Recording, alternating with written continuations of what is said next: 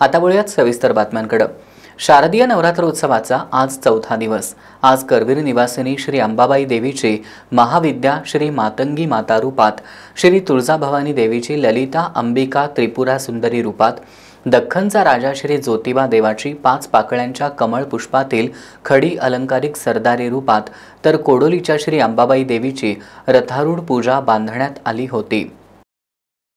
शारदीय नवरात्रोत्सवाच्या आजच्या चौथ्या दिवशी श्री करवीर निवासिनी अंबाबाईची महाविद्या मातंगी या स्वरूपामध्ये पूजा बांधलेली आहे।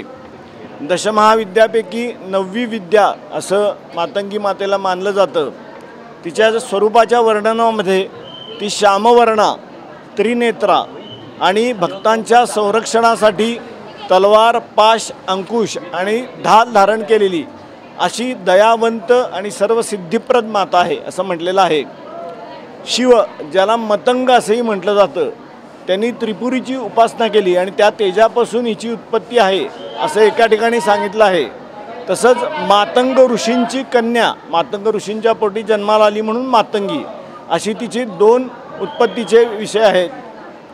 वेगवेगळ्या स्वरूपामध्ये आणि वेगवेगळ्या नावानं तिची उपासना होते। त्याच्यामध्ये राजमातंगी असेल, उच्छिष्ट मातंगी असेल, सम्मोहिनी असेल, अशा स्वरूपात तिची उपासना होते। प्रामुख्याने विविध कलांमध्ये नैपुण्य मिळावं, तिचा वर मिळावा यासाठी मातंगीची उपासना होते। संगीत, वेदांग, ज्योतिष अशा स्वरूपातल्या गोष्टीमध्ये आपल्याला गती मिळावी यासाठी मातंगीची उपासना सांगितलेली आहे। त्याचबरोबर सर्व शत्रूंचा विनाश करणारी अशी तिची उपासना आहे, ही मान्यता आहे। आज शारदीय नवरात्र उत्सवातील देवीचा 3रा-4था दिवस येत आहे।